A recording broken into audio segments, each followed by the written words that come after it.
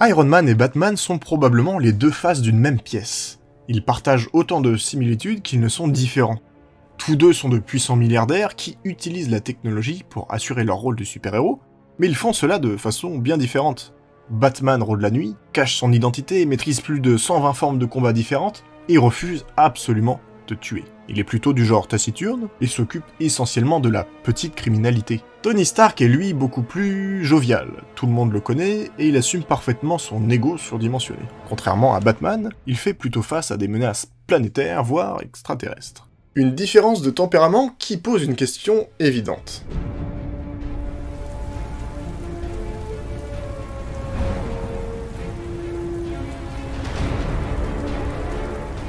À Gotham, un énorme flash de lumière jaillit, suivi d'un puissant grondement. Une surcharge électrique massive provoque un blackout généralisé dans tout un quartier entier. Plongés dans l'obscurité la plus totale, les cris d'alarme résonnent dans les rues, désormais sinistres. Le chaos s'installe rapidement alors que les citoyens de Gotham deviennent vulnérables aux criminels qui profitent de l'obscurité pour commettre leurs méfaits. Les rues se remplissent de cambriolages, de pillages et d'autres actes criminels. Alors que le chaos règne dans le quartier plongé dans l'obscurité, Batman commence son enquête pour résoudre le mystère du blackout. Il sait que cette perturbation n'est pas un incident isolé, mais plutôt le dernier d'une série de blackouts fréquents qui ont frappé Gotham ces derniers mois. Il devine que quelque chose de plus sinistre se cache derrière tout cela. Accompagné de son fidèle allié Alfred, qui l'assiste à distance depuis la Batcave, Batman se dirige vers la centrale électrique censée alimenter Gotham. Sur place, il découvre des circuits modifiés et des systèmes informatiques étranges. Mais ce qui le trouble davantage, c'est la quantité importante d'électricité détournée dans la centrale. En examinant de plus près, Batman réalise que cette électricité détournée est dirigée vers une destination pour le moins surprenante. Il trace le flux d'électricité et découvre qu'il mène à ni plus ni moins que la tour Stark. Tony Stark, dans sa tour high-tech à New York, est profondément absorbé dans le travail tardif dans l'amélioration d'une de ses armures. L'esprit de Stark est hanté par les récents événements à Gotham et par sa centrale électrique qui semble être à l'origine du blackout et du chaos qui y règne. La centrale de Gotham est en fait un projet pilote pour alimenter le réseau des caméras de sécurité qu'il a mis en place dans cette ville.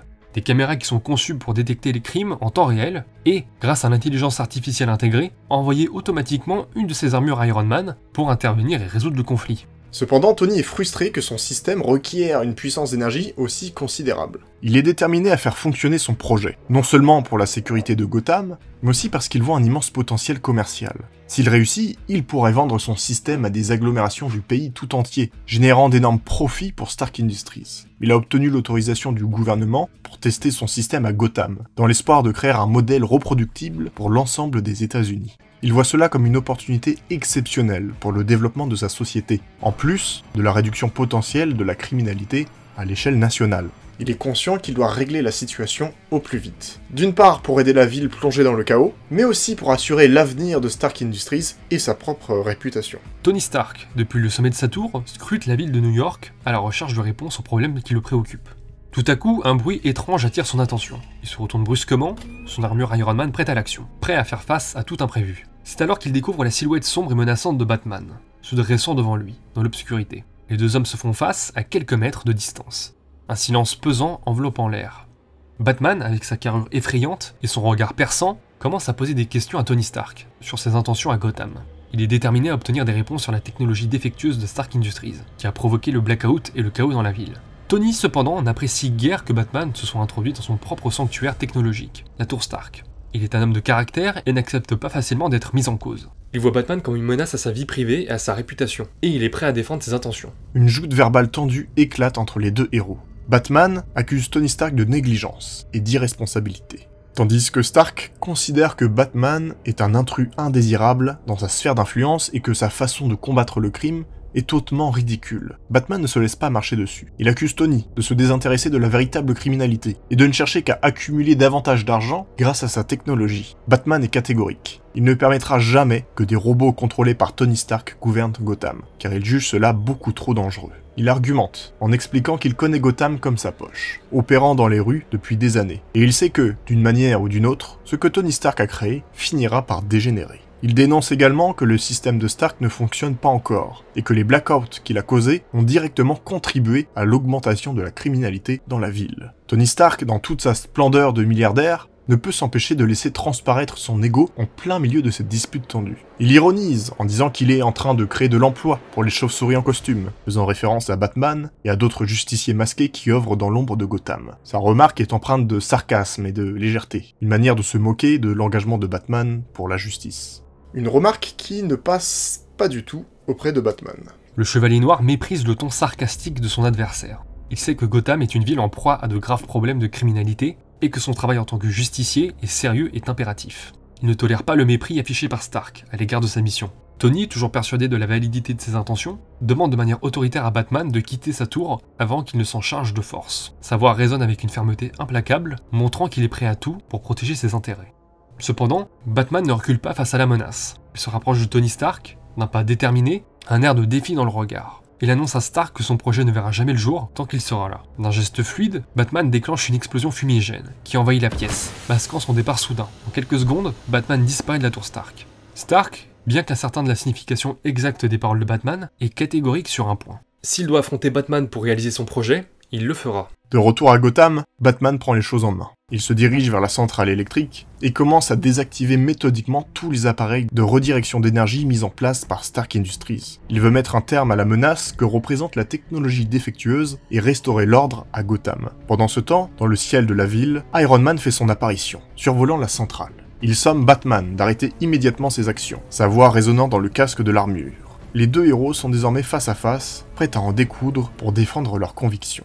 La réponse de Batman est rapide et déterminée. Il décoche un batarang électrifié en direction d'Iron Man, qui réussit à toucher sa cible. Le choc électrique provoqué par le batarang fait perdre brièvement l'équilibre à Iron Man, et désactive temporairement l'assistance de son armure, le faisant chuter vers le sol. Batman s'approche rapidement d'Iron Man, le traînant sur quelques mètres. Le masque de l'armure toujours fumant. Il déclare que s'il veut réellement l'arrêter, qu'il commence déjà par venir en personne. D'un geste brusque, Batman lève le poing et frappe avec une précision chirurgicale, détruisant le casque de l'armure d'Iron Man, révélant un intérieur vide, car Tony Stark contrôlait cette dernière à distance. Depuis sa tour, Tony Stark prend conscience de l'urgence de la situation. Il sait qu'il doit rejoindre Batman rapidement pour résoudre ce conflit, de manière pacifique, et mettre un terme à la crise qui sévit à Gotham. Il enfile son armure Iron Man et décolle vers la ville en un éclair d'acier et de technologie. Cependant, une fois sur place, Iron Man ne trouve pas Batman en vue. Il sait que la chauve-souris est rusée et qu'il attend le bon moment pour surgir de l'ombre. Les secondes s'écoulent, la tension monte, et Iron Man commence à se demander où peut bien se cacher Batman. Finalement, grâce à sa vision thermique sophistiquée, Iron Man localise Batman. Une course-poursuite effrénée s'engage alors dans les sombres rues de Gotham. Batman slalome à travers les ruelles étroites de la ville, tandis que Tony Stark en furie le poursuit dans les cieux. Iron Man déploie tout son arsenal pour arrêter Batman, utilisant ses répulseurs pour le toucher. Cependant, il est surpris de constater que l'armure de Batman semble étonnamment bien amortir ses coups. Il dispose d'une armure plus massive qu'à l'accoutumée. Iron Man déploie son arsenal, tirant des rayons d'énergie de ses répulseurs et envoyant des projectiles de ses bras. Batman, agile et stratégique, esquive habilement les attaques et riposte avec des batarangs électrifiés et des coups de poing dévastateurs. Leurs armures résistent à la plupart des attaques, créant des étincelles d'énergie à chaque impact. Les deux héros se déplacent à une vitesse impressionnante, traversant les toits, les ruelles sombres et les rues de Gotham, dans une chorégraphie frénétique. Iron Man tente de saisir Batman en vol, mais ce dernier utilise son grappin pour s'échapper habilement. Batman, connaissant chaque coin de la ville, utilise l'environnement à son avantage, se cachant dans l'ombre et surgissant de manière inattendue pour attaquer Iron Man. Le duel continue avec des échanges de coups de plus en plus puissants. Batman réussit à donner un coup de pied puissant à Iron Man, le projetant contre un mur. Cependant, l'armure d'Iron Man résiste encore une fois, et il contre-attaque, en utilisant des micro-missiles intégrés dans son armure. Mais à mesure que le duel s'intensifie, une des caméras placées par Stark repère le combat, et signale alors l'infraction auprès de dizaines d'armures intelligentes. Très vite, les deux super-héros sont submergés sous les assauts des robots. Tony Stark ne comprend pas comment son système a-t-il pu se retourner contre lui, d'autant plus que Batman venait de saboter la plupart de ses circuits. Alors que Batman et Iron Man reprennent leur souffle après leur combat acharné, ils sont maintenant attaqués par une série d'armures Iron Man.